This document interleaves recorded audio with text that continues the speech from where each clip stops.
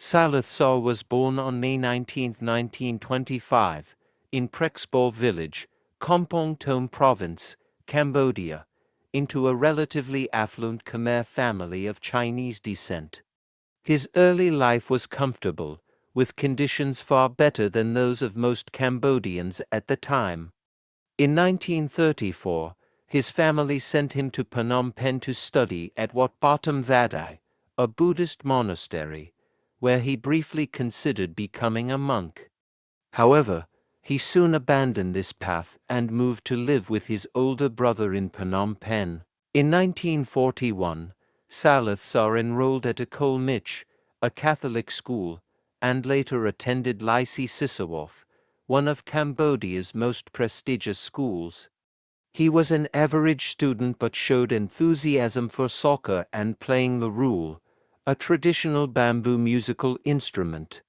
In 1947, he passed his final exams and earned a scholarship to study radio engineering at the École Française de Radioélectricité in Paris, France. Salith Saw's time in Paris 1949 to 1953 marked a turning point in his life.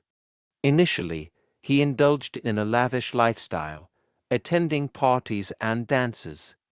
However, by his second year, he grew interested in politics, reading works by philosophers like Karl Marx and befriending radical Khmer students, including Ng Suri and Q Samphan, future key figures in the Khmer Rouge.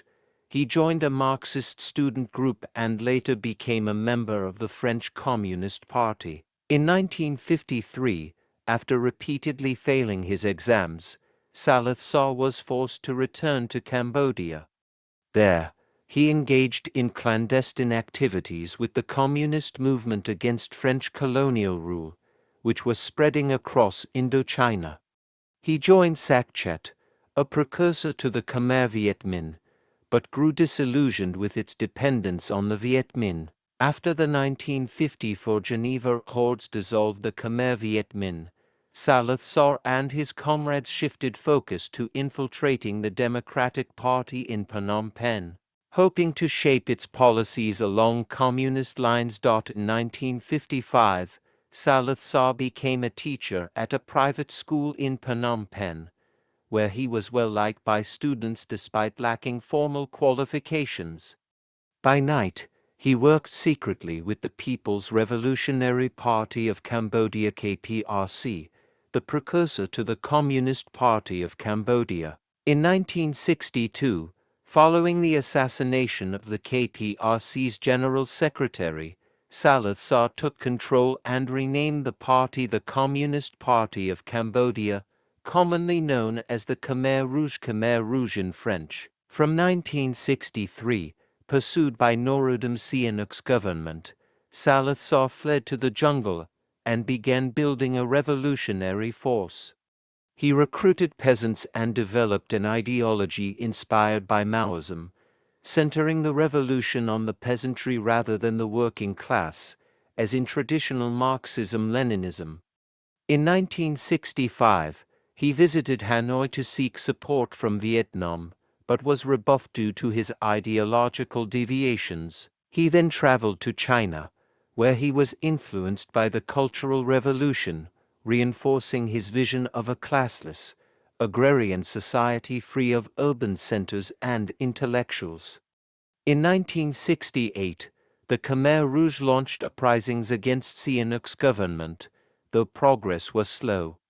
Two pivotal events in 1970 fueled their rise: Lon Nol's coup overthrowing Sihanouk and the U.S. bombing campaigns in Cambodia. These events alienated the populace, allowing the Khmer Rouge to gain support by framing themselves as fighters against American imperialism and Lon Nol's regime.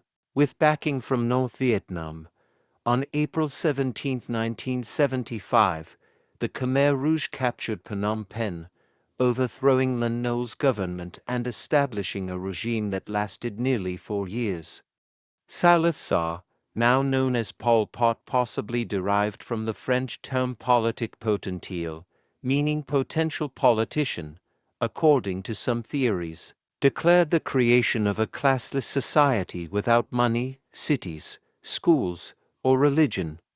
Urban populations were forcibly evacuated to work in utopian agricultural cooperatives.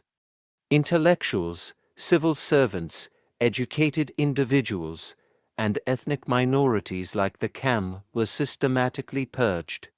The Tuol Sleng prison S21, formerly a school, became a symbol of brutality, where tens of thousands were tortured and executed. Across Cambodia, killing fields emerged, where victims were bludgeoned with iron rods or forced to dig their own graves to save bullets. An estimated 1.5 to 3 million people died from starvation, disease, or execution under the Khmer Rouge. The Khmer Rouge also provoked conflicts with Vietnam, launching hundreds of border attacks between 1975 and 1978, including the massacre of over 3,000 civilians in Ba Chuk and Jeong. These actions, combined with internal brutality, eroded their support.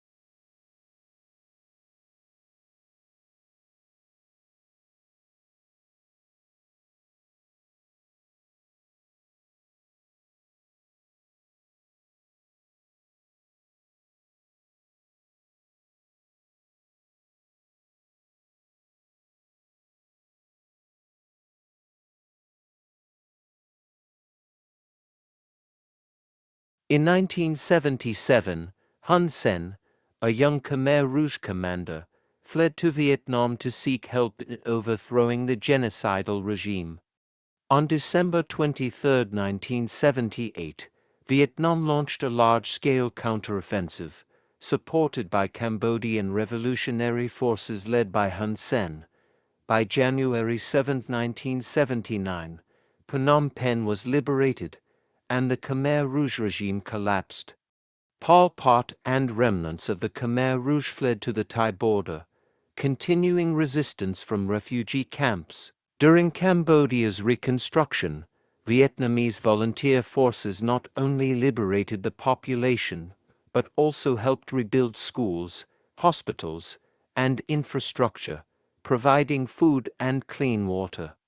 By 1989, Vietnam withdrew, leaving a recovering Cambodia.